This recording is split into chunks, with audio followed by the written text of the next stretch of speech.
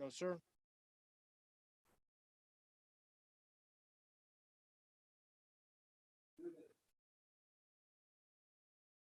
Just roll down to that real quick.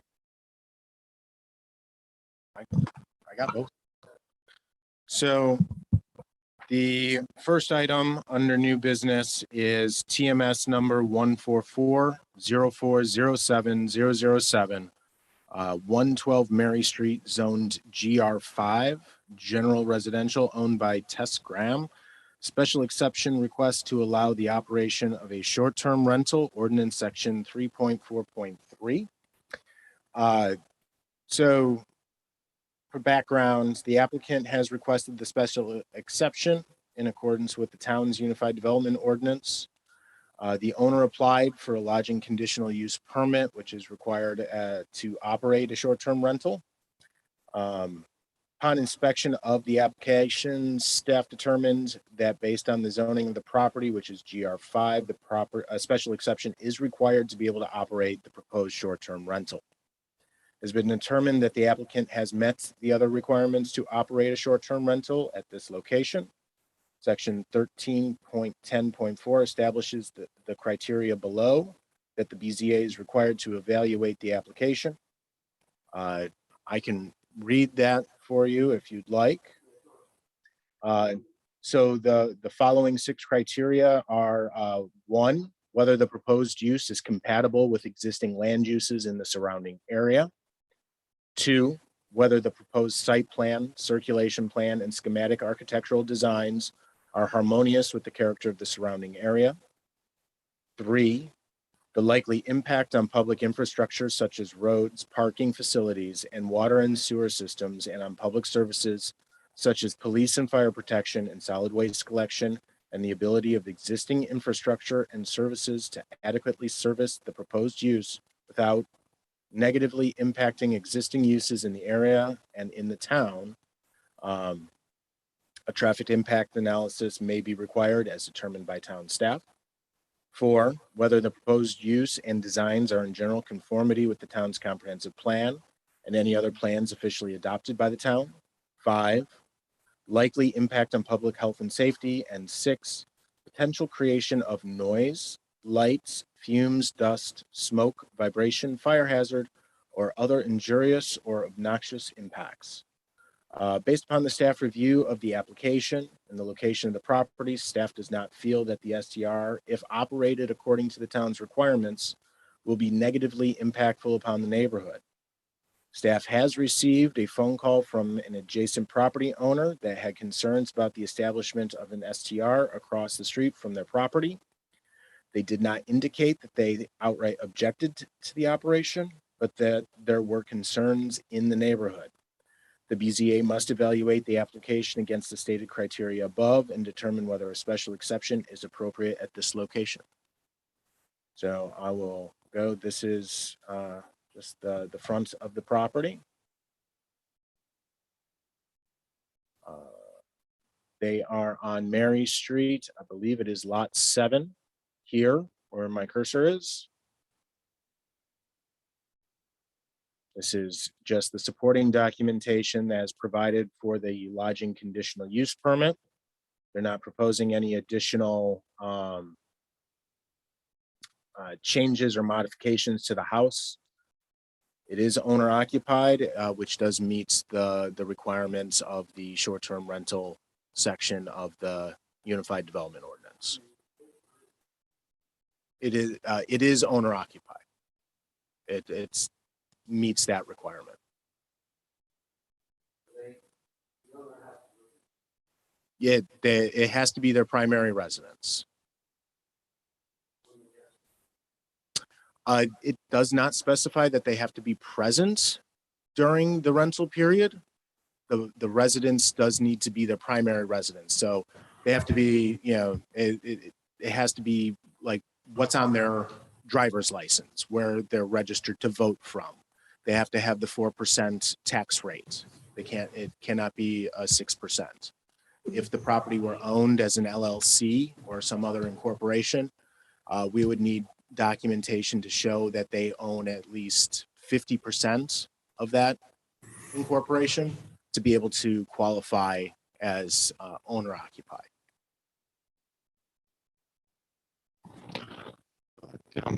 Yes. What about this requires a special variance or not a special exception? Where would this be allowed where it wouldn't take a special? So GR5 requires, which is the single family zoning, requires the special exception.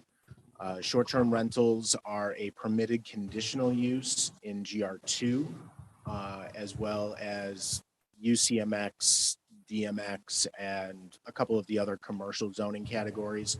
So it's permitted by right in that instance. Yeah. So they can operate a short-term rental in those by right. They have to meet the conditions of the ordinance in the other categories. And in this particular one, town council felt that a special exception would be appropriate because of the size of the lots and the potential impact that a short-term rental may have.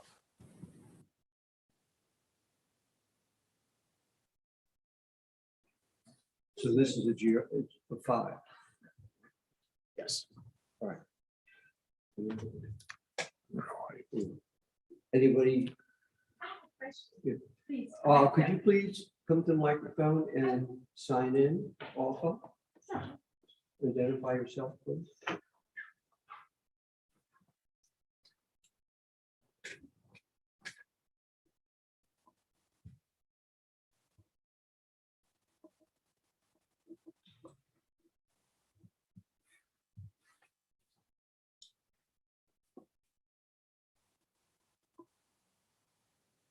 And just please state your name so that for the record, so that we can get the minutes right. This is recorded.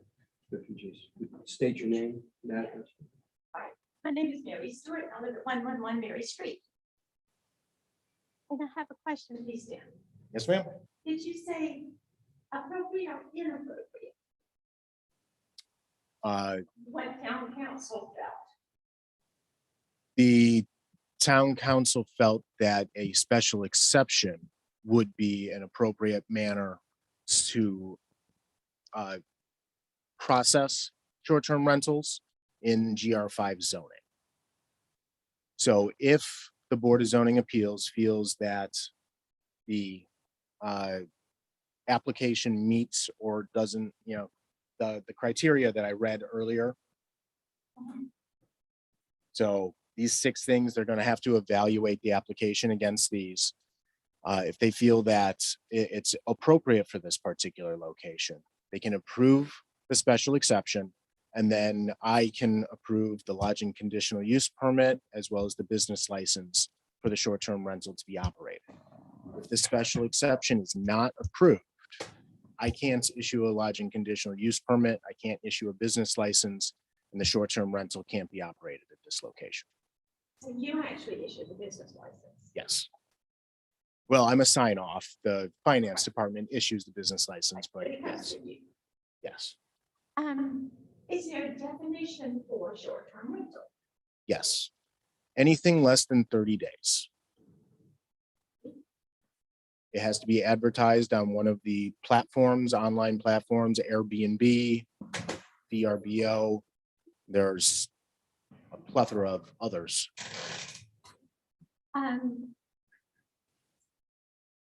At 3.3 on the lodging under A, it does say owners should be on site every 123 days and all should be on site at any time guests are registered.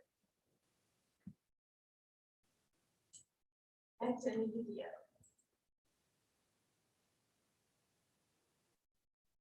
And that is under homestay bed and breakfast. And that's different. But if you go then to short-term rental, which is D, under 3.43, it refers you back to owner occupancy required, 3.43 above.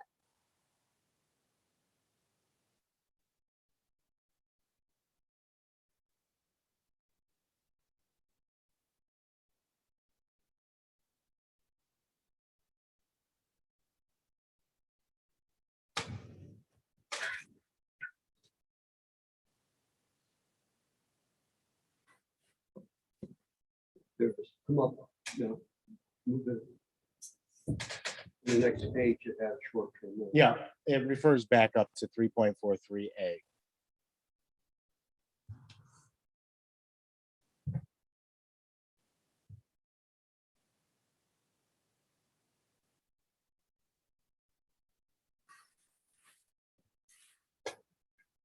So with the application of that, yes, typically with a bed and breakfast, that would be required. They do need the person to be there. It doesn't specify that exception. We don't have any record of anybody operating it to an alternative manner. But it would refer specifically to that. And yes, that would be the case. They should be present. So if this is a short-term rental, Yes, ma'am. in order for tenants to be there, the property owner must be there all the time. In fact, that guests are there, that guests are present, That would be the case. Yes. which is not normally what happens like an Airbnb. I just wanted to make, that's what confused us. Yes. And that's what makes our ordinance restrictive. Most Airbnbs are for accessory dwelling units, apartments above garages, things along those lines. If you look at the history of Airbnb, it was started people renting out their couches. Right. Literally. So most are operated while people are there. Some people do rent out individual rooms within their homes and they are present. I haven't seen the specific listing. I don't remember right off the top of my head the Airbnb listing for this one. If they're just renting a room and they're residing in the house and they're present during that, then they are in compliance. So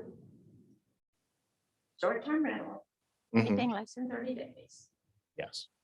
but the owner must be in residence when guests are there. Yes, ma'am. That was the part that confused us. I have some concerns. I mean, this is a small, one block Mhm. residential street. I have some concerns about there being a business on a small one block residential street. Most of the Mary, can I interrupt you for a second? What did you say your address was? I'm sorry, What's your address again? 111. Oh, no, so you're across the street from I am this. across the street. Okay, Yeah, thank you. and like I say, it's a small one block Yeah. residential street. There are some new, more expensive homes on our street now, but most of our homes are small. They are either 2 or 3 bedroom homes, and most have 1 bath, which I think is probably true with the house in question.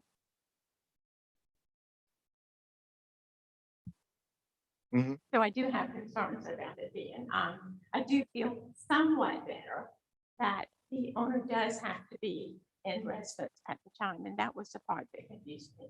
Because under homestay bed and breakfast, I think the phrase is, owner residency required.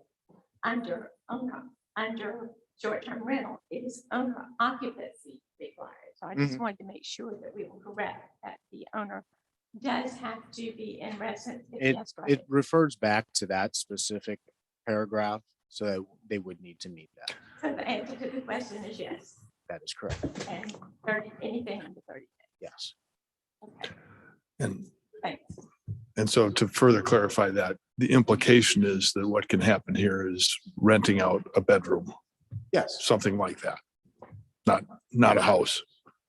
Well, yes, I mean, if they want to share, Right, but I mean, but yes, they shouldn't be vacating the house is what it boils down to.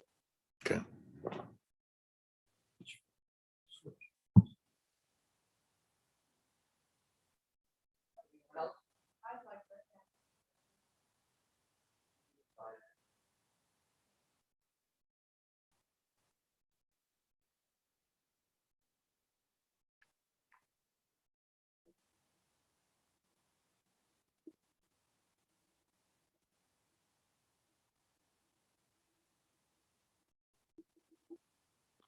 How are you tonight? I too live on Mary Street, right across the street from the house that is going to do this, that wants to do this. And I was reading it as well, and I think some of my concern was about the parking, because it is such a little tiny street. Um, And I was trying to understand the parking allowance on this. So if the owner's there and there's maybe 2 guests coming, I think it says that they can park on the street. And I would be concerned about that. They would need to meet the minimum parking requirement, so there has to be, in this particular instance, they have to have at least 2 parking spaces.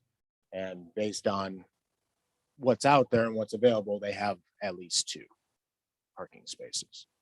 At I least 2. generally speaking, hopefully they're not renting out, 2 bedrooms out of the 3 and having, 2 rental, 2 vehicles here on top of whatever's normally registered to this property. Parking on the street overnight isn't permitted, but if they have adequate parking on site to meet the parking requirement, that meets our requirement for parking. And if there's an issue, I mean, if there's an unruly guest, Mhm. how is that handled? Well, And does that they need person, to adhere to, any noise ordinance that the town has. So, anything after 11, you would just call the police. The police would be responsible for enforcement of that. If there are continued complaints, that would come through our code enforcement and then eventually to me. If they're not meeting the quiet enjoyment section of the ordinance, and it's negatively impacting the neighbors, at that point, we can revoke the special exception as well as the lodging conditional use permit. Typically, we would start with a warning, give them 30 days to comply. If it continues to be an issue, then at that point, that's when we would start the enforcement of citations potentially, as well as revocation of any permissions. and if the person that's currently living there now moves, does that ordinance still stay there for the next person that No. purchased? Anybody who wants to establish a new one would have to come through the same process. Okay. It's solely attached to the current operator. It's not attached to the property. It's not like a variance, which stays with the property. Okay.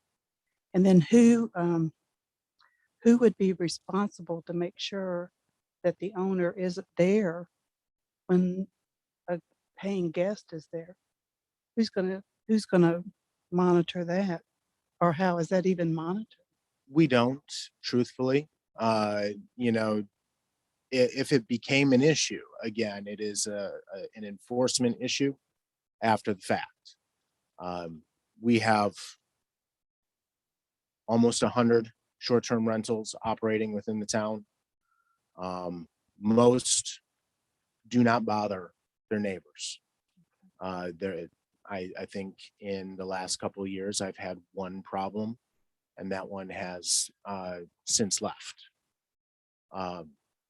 Generally speaking, most are not problematic, and we do not have to enforce or utilize our code enforcement. We don't have to use citations. They are mostly within the ordinance and do not negatively impact their immediate neighbors or the neighborhood in general. All right, thanks.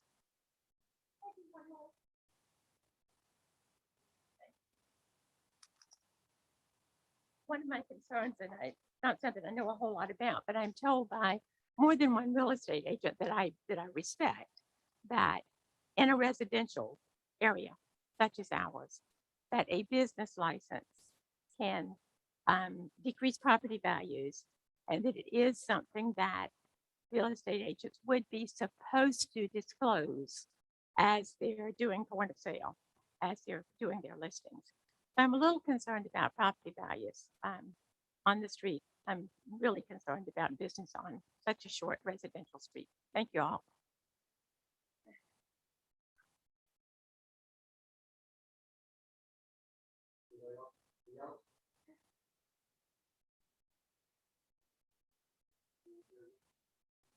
Is the applicant here?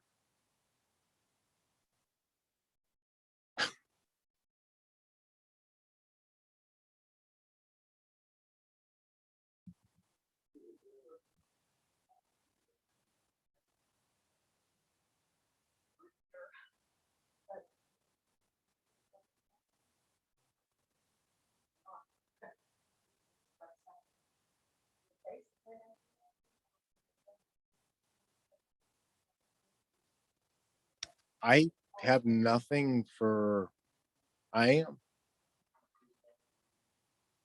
Yeah, we have, the three cases that we have are special exception for Mary Street, 202 West 6 North Street, and the corner of Gahagan and Gerbach. So they, express sunrooms never.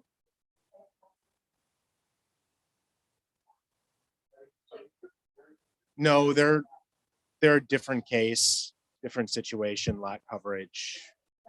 Yes, ma'am.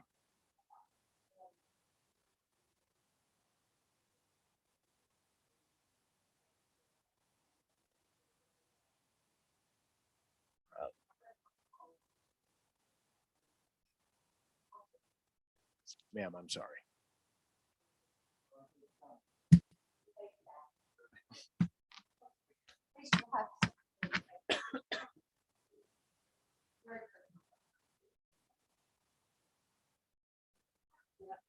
I'm hoping you can happy.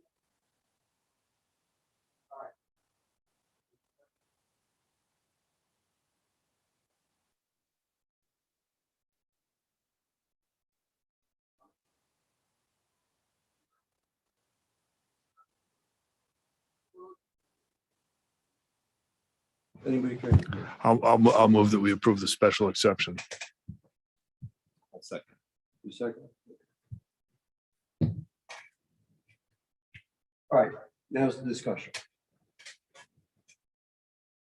Do you have any discussion?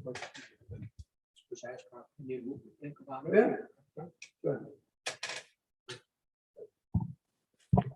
Yeah, I went out and looked at the property this afternoon. It is a small street, pretty narrow parking in there. My gut says to go with the owners that have come here and complained that there is enough concern in the neighborhood that I would suggest we not approve the exception.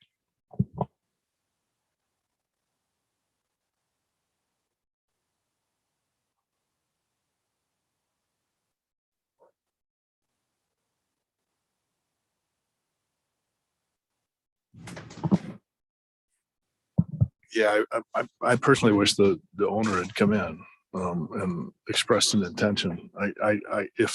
If really what we're talking about is renting out a bedroom, I don't have a great deal of concern with it. I don't think that would end up impacting neighbors a great deal. If they're intending more than that, it could. So I see some risk here.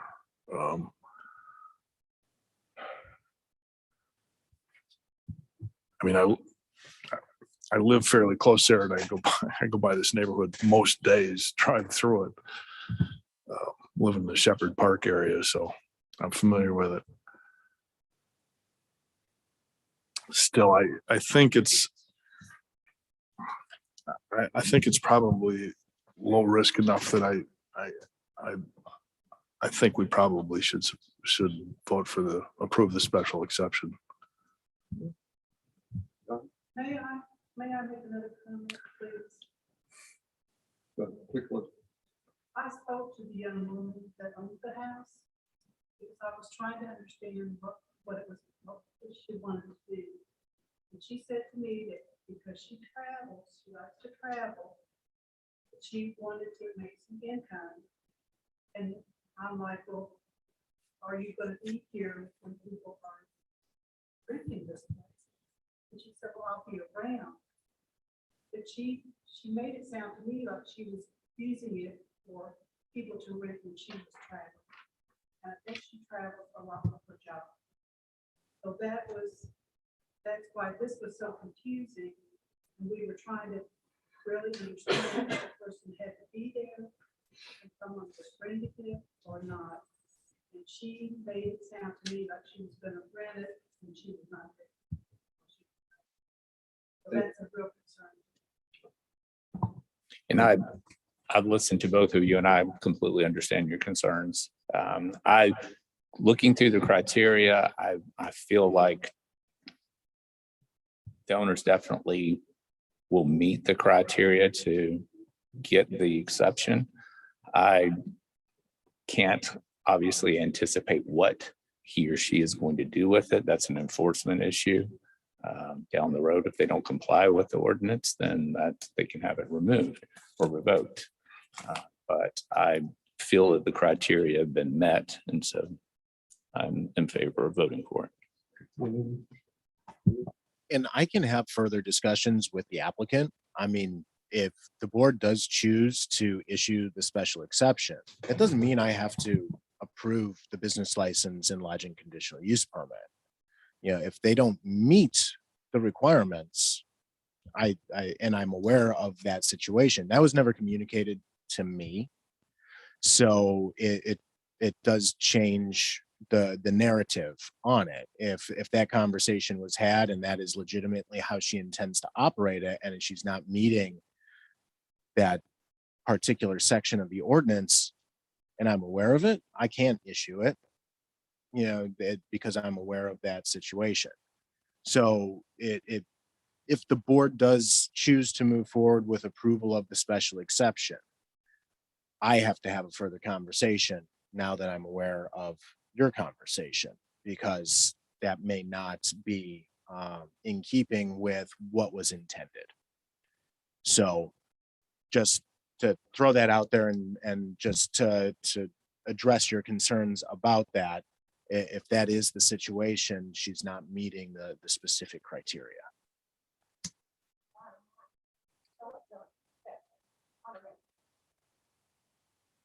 Yes.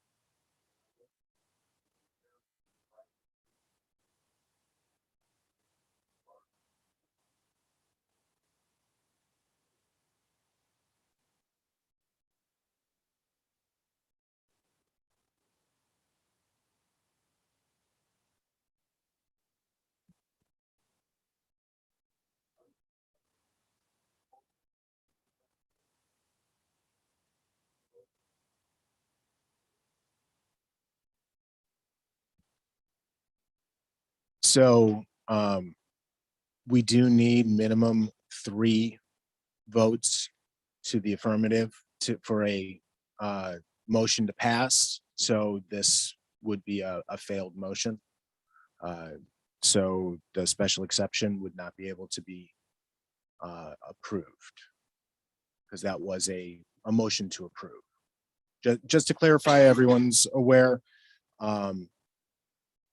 Do we still want to go through the criteria and address those? Okay.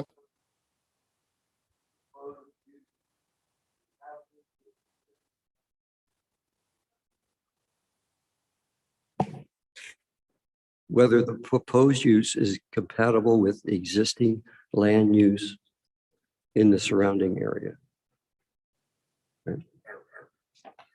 Fill that out, write a response. Yeah, so one of you can just address that specifically.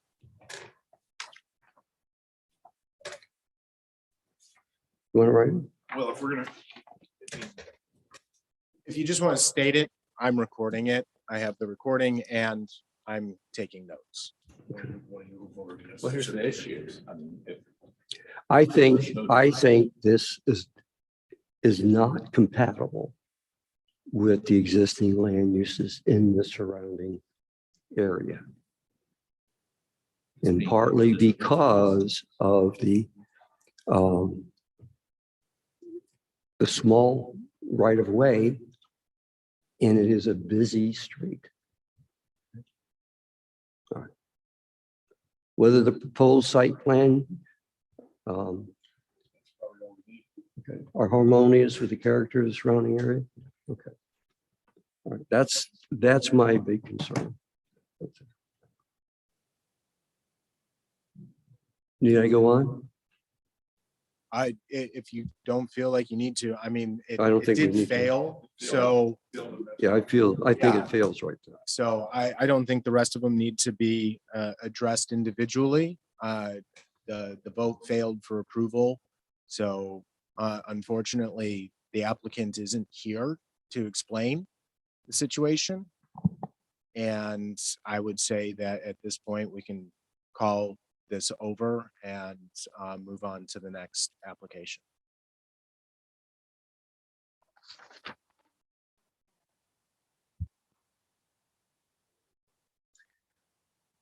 All right, so.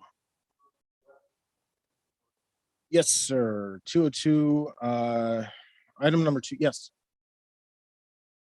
Oh, yeah, of course. Wait, you want to be able to see it? And you can go up just a little bit more for you. All right, so item number 2, TMS 1301511003202 West 6 North Street, zoned NMX neighborhood mixed use, owned by LC Browder and Kelly J. Browder. Variance request to allow parking to be constructed in the front yard. Ordinance section 2.5.6A. The issue was identified at the time of application for the business license. The proposed addition of parking in the front to accommodate the change of use from residential use to a business use. Staff feels that the applicant does meet all 4 criteria and that a hardship is present. Extraordinary conditions do exist on the property. It's staff's opinion that because this is a conversion of a residential structure to commercial property, there is a hardship based on the size of the property and the configuration of the structures on the lot. This prevents the establishment of parking to the rear of the structure. B, other property in the area have similar situations.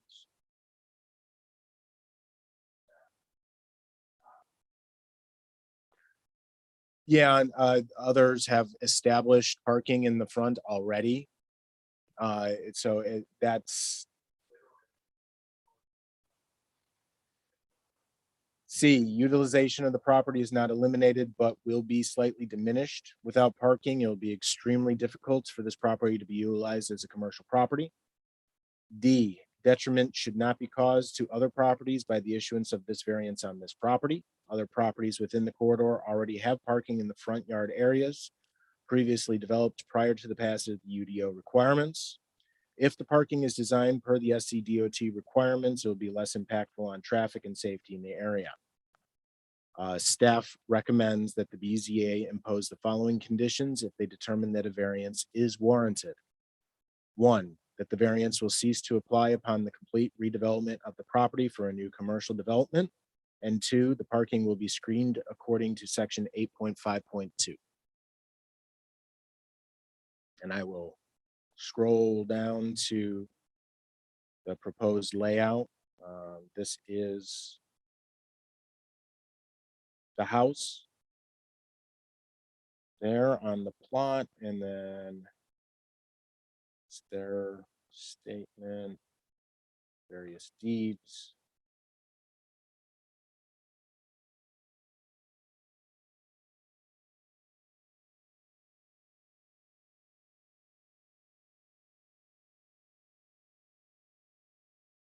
And this is the proposed layout.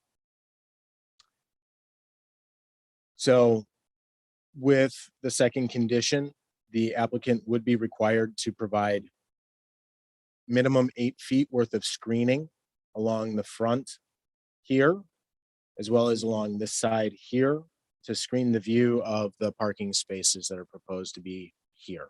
So similar to what was approved on West 5th North Street over off of, is that Walnut there?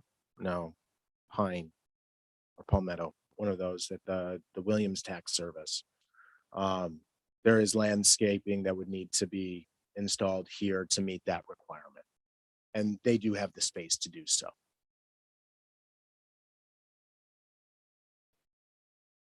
The other case that you guys approved with the parking in the front.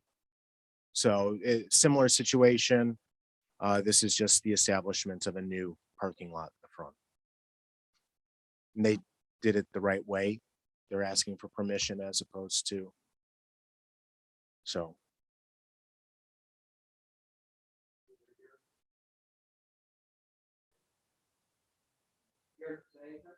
Not at this time.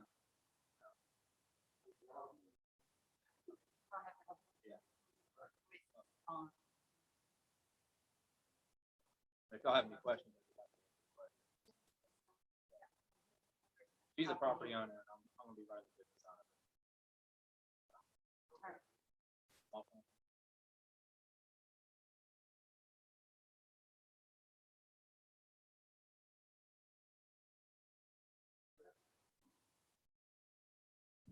I went and looked at the property, and several businesses already around you already have pavers and railroad ties, that kind of stuff. Is it going to be paved just for like gravel, or y'all going to put down asphalt? Gravel. So that means the water won't stand on it. That's a good thing. Anyway, I'm in favor of going for it.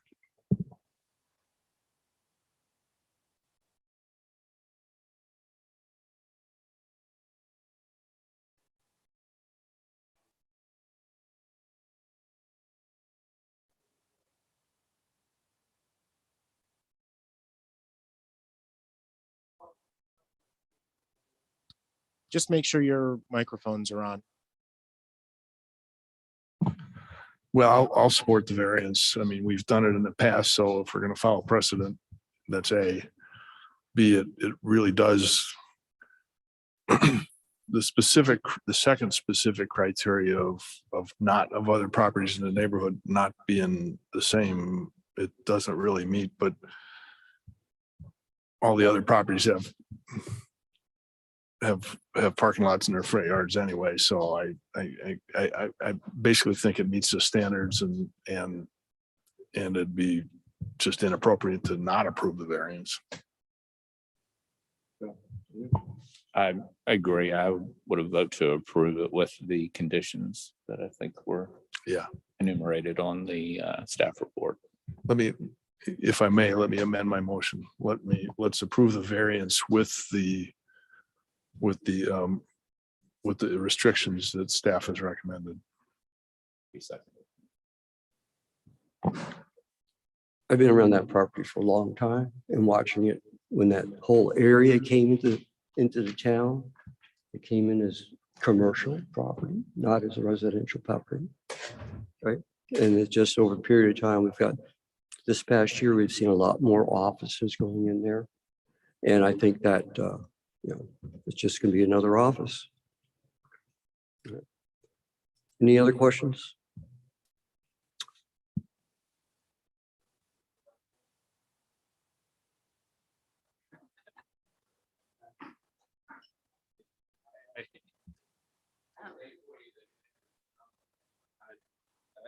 I know. All right, thank y'all.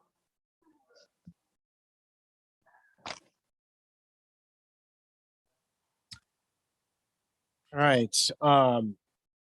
Item number 3 under new business, TMS number 14500000014, corner of Gehagen Road and Garbon Drive, zoned NR neighborhood residential, owned by Relina Homes LLC.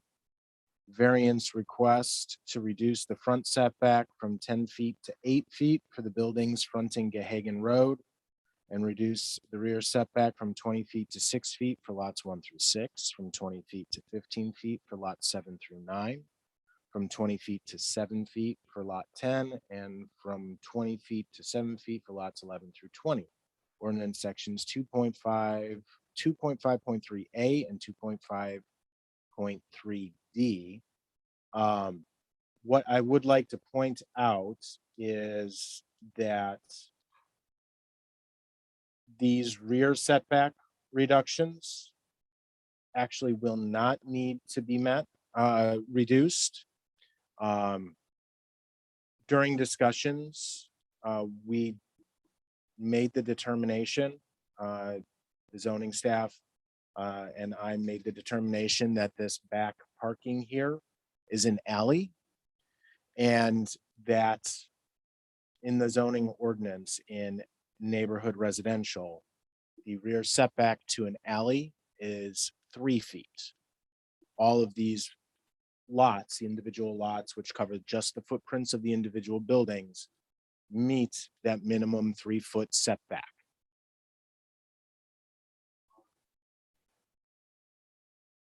Gehagen's at the bottom. Gabon's on the side here.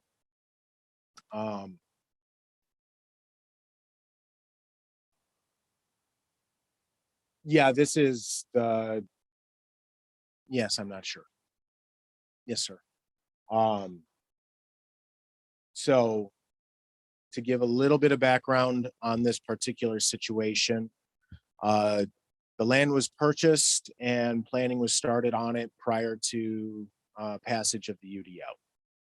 During that time, the town did adopt the Unified Development Ordinance, and that changed the layout to what we see here. This did go through our design review board for the overall design and layout. At that time, with the original approval, there was a maximum setback of 10 feet. So all of these properties actually met that requirement. And we were able to continue moving it forward without a variance. Subsequently, the town council made revisions and imposed a minimum front setback. So the buildings do not, there's no maximum now though. So the buildings that you see here do not meet that that required setback. So lots 11 through 20, which are the ones down here across the frontage for Gabon, are the ones that will need variances for that front setback.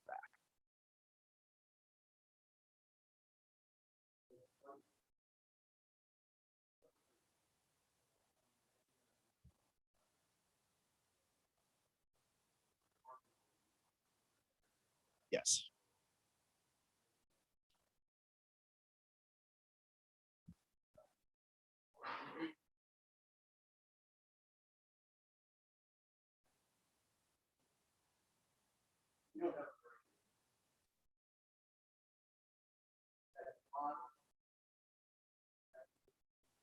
Yes.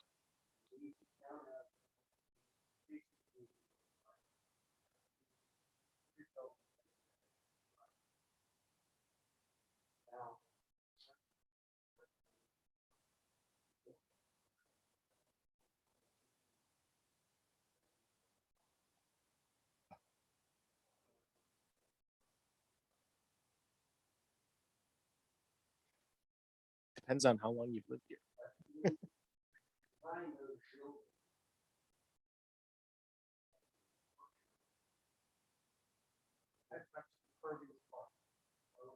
Those are brick pavers, yes.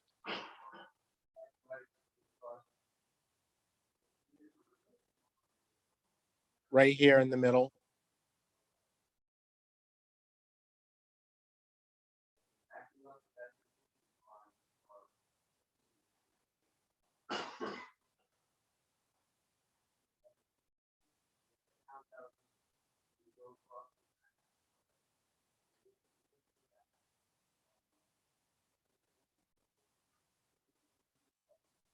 My right, this way.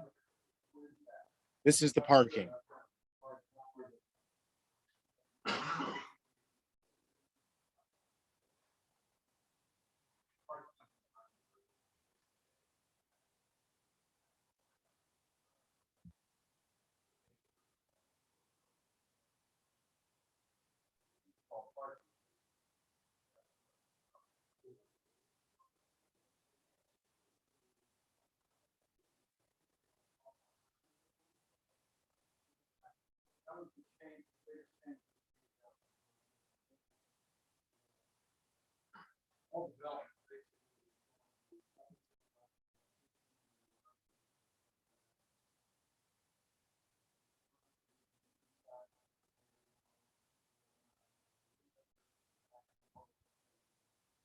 That was the intent of the mixed use zoning category. So yeah, neighborhood residential does fall into the mixed use category, along with like the neighborhood mixed use, urban corridor mixed use, and the downtown mixed use. All of those do dictate they be rear loaded. So for instance, the last one that we just did, that's a mixed use zoning category. The parking is supposed to be located to the rear.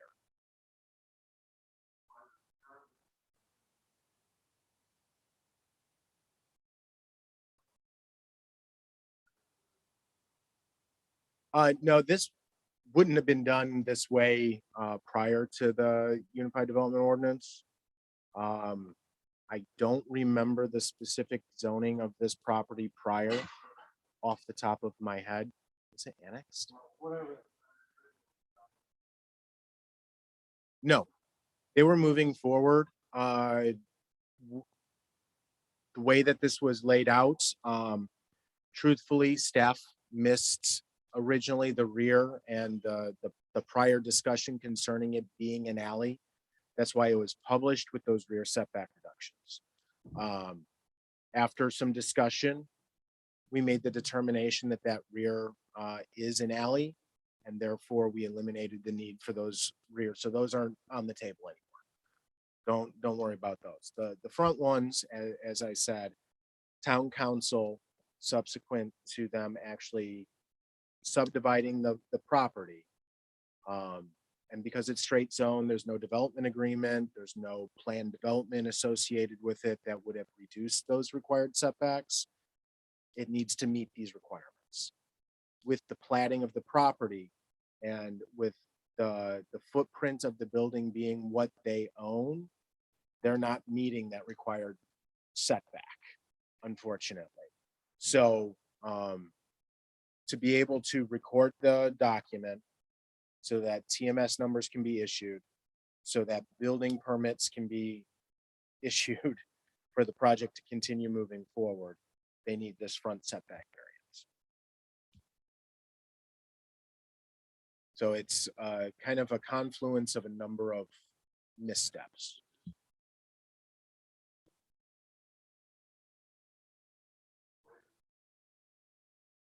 Yes.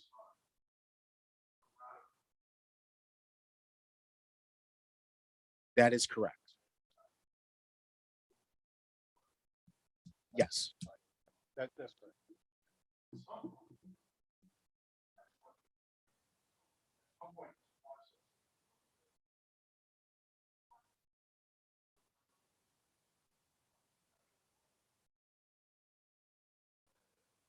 There, the vested rights are in place for the overall design of it. The prior, we did not actually have an accurate plat. Plats usually come after everything is done. This way they can capture the location of utilities, placement of stormwater easements, things along those lines. So after they do a lot of the land clearing and setting it up to be built, that's when the final plats get recorded for these types of subdivisions.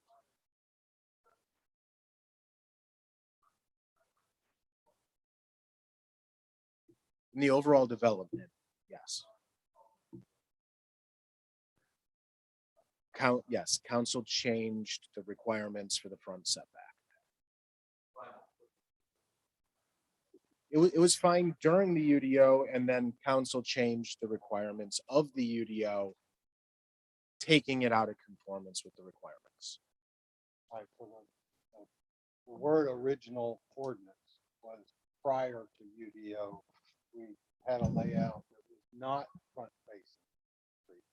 So, and then so that changed to start on this essentially. front facing, and so we had a 0 setback and a maximum of 20, 10 or 20. Where the corner one that's kind of cockeyed, that kind of got waived because we were saving an oak tree on the corner. So Also is within the administrative variance. It was less than 1%. So we made the front corner of it. And anyway, so we weren't trying to have it straight up against the property line. We didn't want it there. We set it back what we could and still meet all the parking and open space and access in the rear, and ended up at about 8 feet. There is a 6-foot porch on the front of these, so it's not like you've got a 2-story building just off the right of way. And it's also a 66-foot right of way. So it's a normal 50 now. Like you were talking about before with the first applicant, it's a very narrow street. Got problems that are inherent in that. So the face of the building is technically 14 feet. The right of way, 33 more to the center of the road. So right.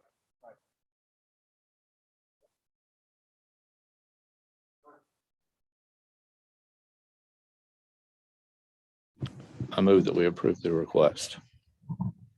Also,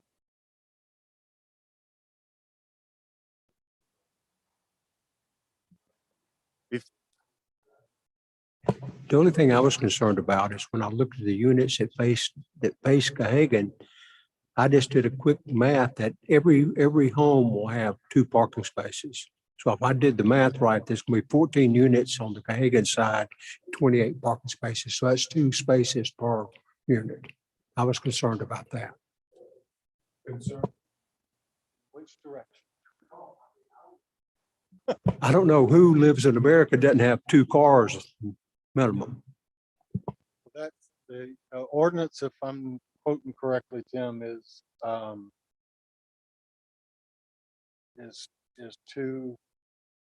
No, It's 2 per dwelling unit. any residential is 2 per dwelling unit. So single family with half-acre lots or 5-acre lots, you got to make sure you have room for 2 parking spaces. So this falls under that as well. The pervious area that we have on there has to do with a different requirement on impervious area and open space and park space and that kind of sort of thing. So we did some pervious parking.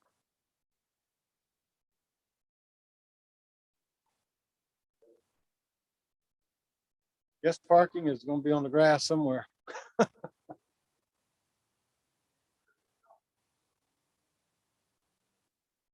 I think so. I mean, if I were an apartment guy and I was in a 500 apartment, I'd be telling you that we don't need 2 per. Okay, so but these are townhomes. It's a little different.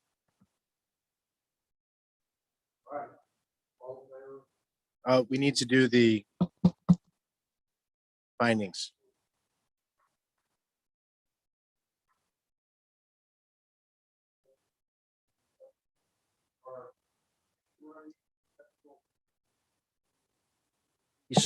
of property which could exist due to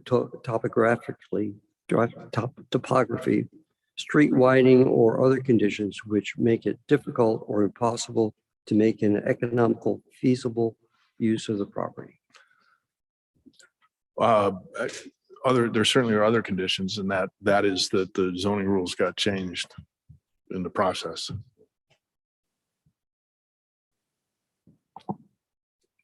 Other property, extraordinary conditions generally do not apply to other property in the vicinity. Okay, that's it. Utilization, because of these extraordinary conditions, the application of this chapter's provisions to a particular piece of property would effectively prohibit or unreasonably restrict the utilization of the property. Absolutely.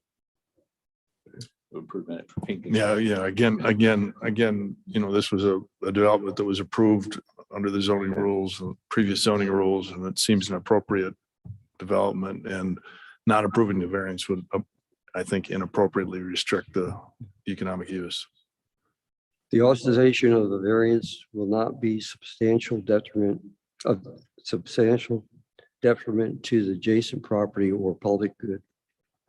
And the character of the district will not be harmed by granting the variance. Okay. Yeah, I think we're okay on that. I would like to say something though about the whole process. It's not this. It's just, I think, like you said, you do all these things before you do the final thing that really could be detrimental. You know what I mean? I mean, you've done what you thought you were supposed to do. You thought was, and I'm not picking on you, but I'm just saying the whole thing. And then all of a sudden, we get it all done, and you go that you want to get a plat approved. You can't. You got to go through this stuff. And I think we've got it backwards.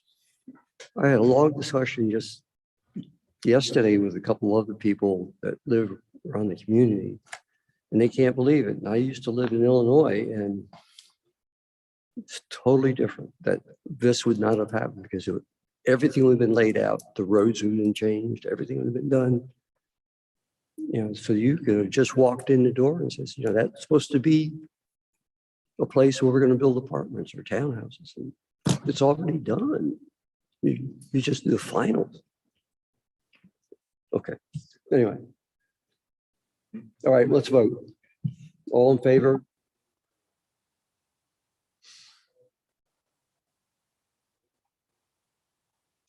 Thank you very much. All right. Thank you.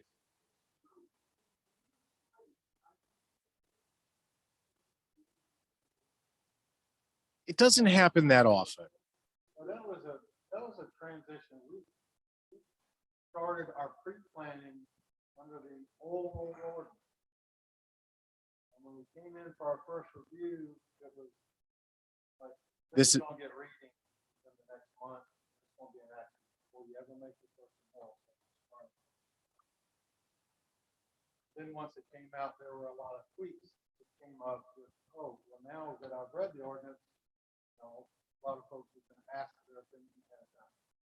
Now that I've read it, now I can't be doing this on my property, so council can certain things. I think there was a discussion about throw it all out and go back to the way it was. You ended up changing the ODO in certain places. And it just happened in a time where you had gotten a certain number of approvals. Finals, something that, in this case, it just got missed, a front setback. If you look at it, you don't know, 8 feet or 10 feet.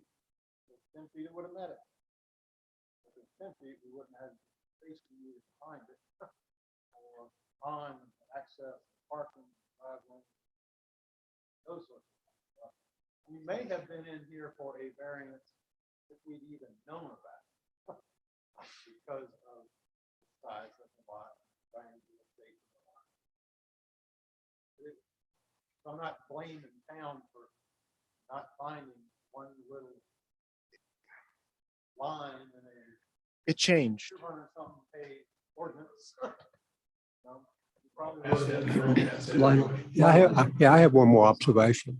You know, hypothetically speaking, if you'd come to us tonight and we had totally rejected your suggestion, so the city's going to write you a check for all the paving, utilities, grading, right? They're going to reimburse you for all your expenses if you've already chucked out.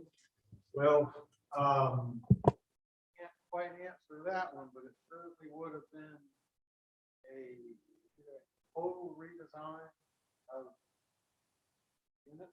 Meet that setback requirement. There's also an appeal.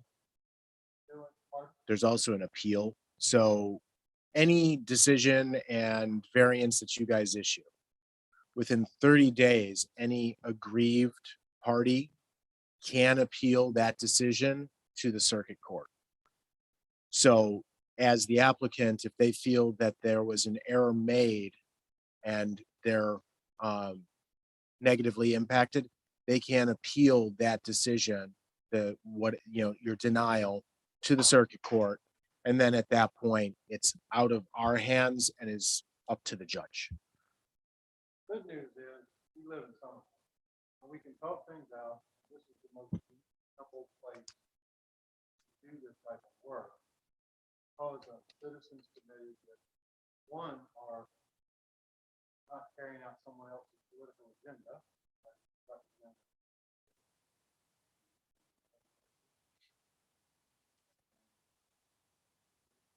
Reason, know what you're doing. I've been educated, you all got good schooling about the goal. And staff is reason. The UDO was a huge change for everything. But staff made sure it was able to be adapted to unique situations. No one ever would, I would never have thought this piece of property out on the Hagen Road would have fallen under what kind of drawn up to happen in town. Great streets, square corners, plenty of room in the back for parking. Everybody wants to have a nice style, like a downtown area. Identify. So they worked with us exceedingly well on making it work, leading the intent of the ordinance, still leading the character. Getting around that oak tree, I just knew that was going to be saving a grand oak tree going to Tim and Jesse, they're like, oh, we have the ability to do that in this ordinance. Would not have in the previous ordinance. Okay. And so I'm just happy to be working with Somerville.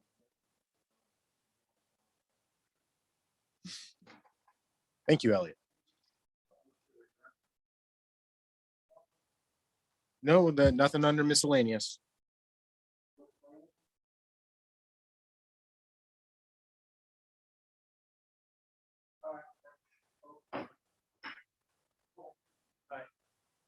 Thank you for what you do. Thank you, Tim.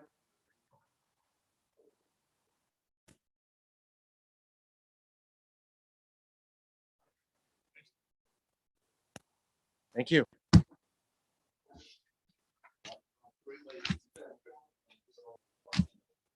Hey, I am so happy that you're getting that pool.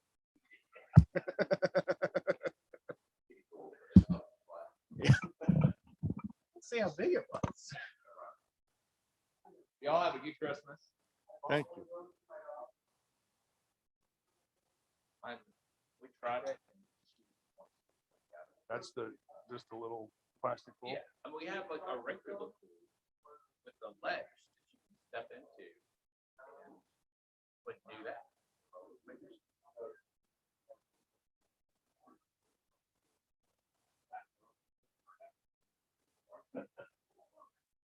When it's outside. When it's warm outside. All right, gentlemen. You guys. Merry Christmas. Merry Christmas. Merry Christmas. All right.